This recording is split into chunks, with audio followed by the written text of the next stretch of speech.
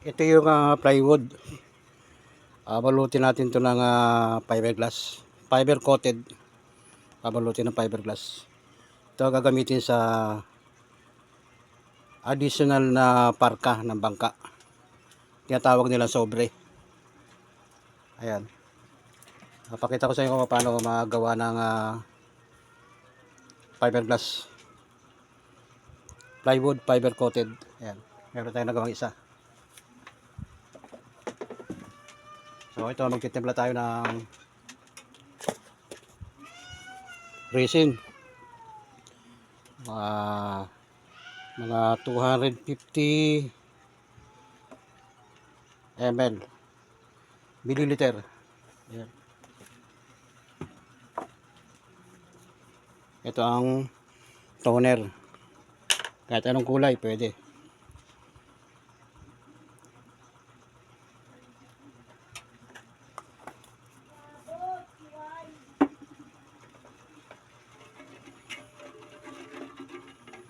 So haluin lang para magkakulay.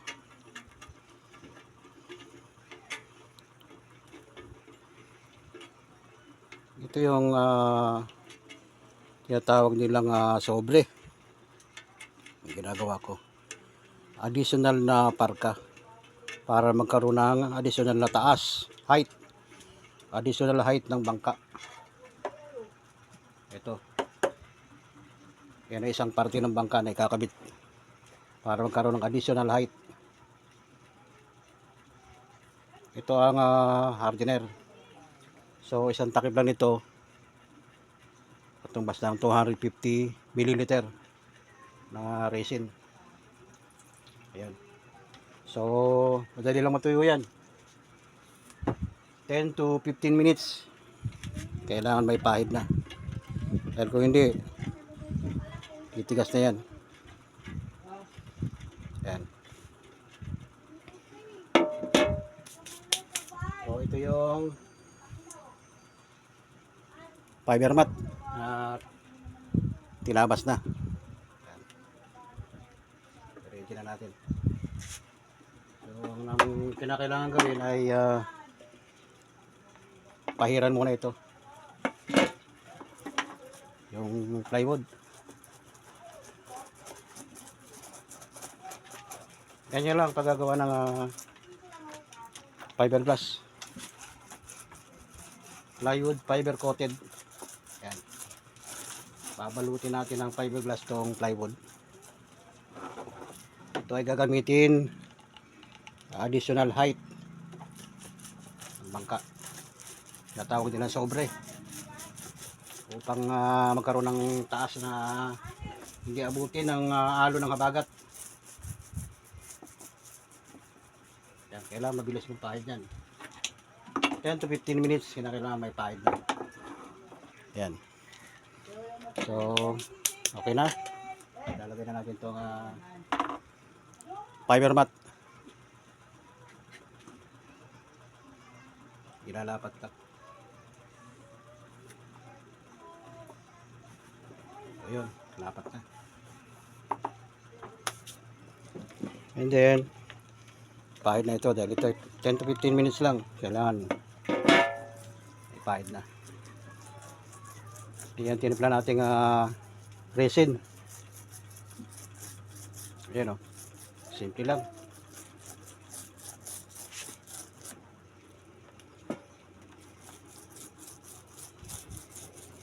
Ganyan lang ang paggagawa. Simple lang. Fiberglass, pa-fiberglass mo na yung bangka mo. Pahid-pahid lang, hindi na kailangan ng tanso na pako o ano mang kahoy, epoxy, hindi na kailangan. Mas matibay pa.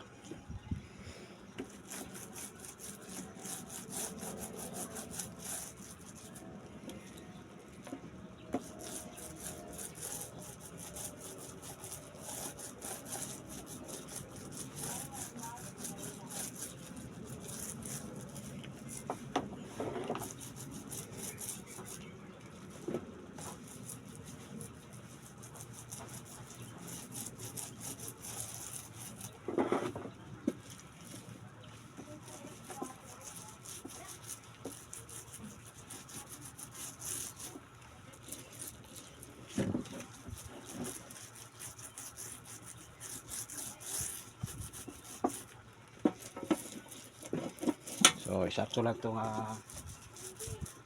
250 milliliter. Tinimpla natin para rito.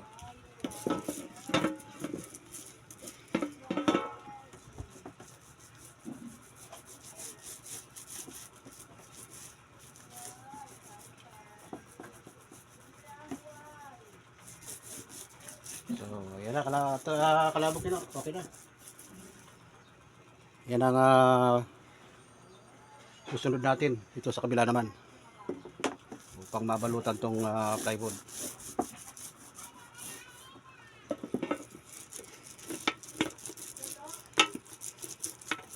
Yan ang plywood, fiber coated. Balutan ng fiberglass. So, okay. So, ito naman yung kabila. Ang gagawin dito ay pahiran ko na. Upang mabalot na siya kabilaan.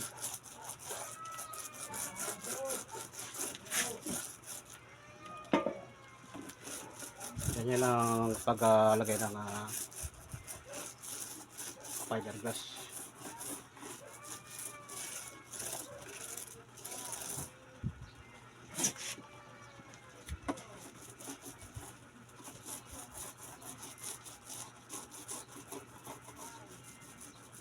Kailangan mabilis pagpahid dahil abutan ka ng pagkatuyo ng resin. So, ito yung fiber mat tinabas. Yan. Lalapat lang. So, okay. Papahid lang tong tinimplang resin.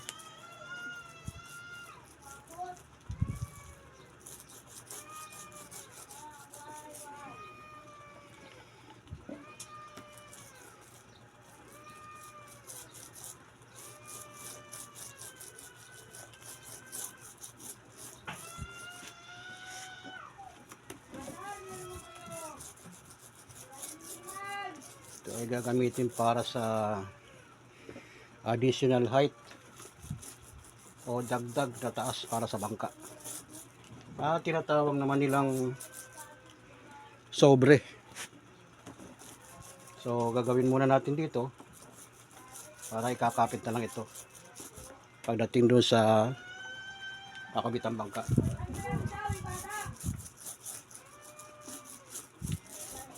Dahil mababa siya, kailangan taasan ng konti upang lumaban sa alon. Dati ng malaking alon ang habagat.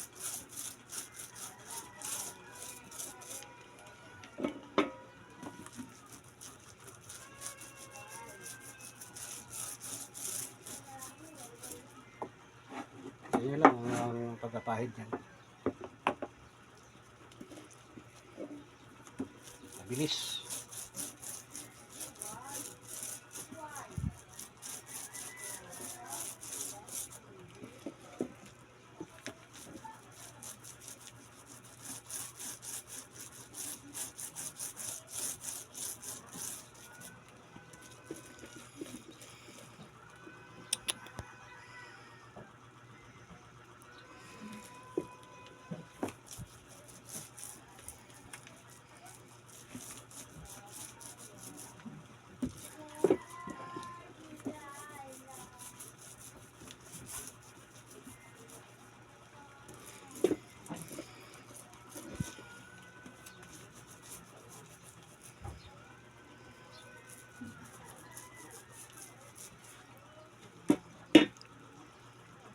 So ngayon tapos na. Ito ang gagawin natin dito sa roller. Lagyan ng lacquer thinner.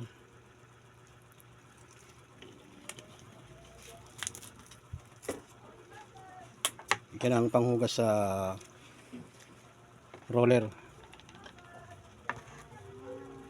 upang magamit pa uli itong roller sa susunod na paggawa. Okay. Ganun lang. Hugasan lang ng lacquer thinner.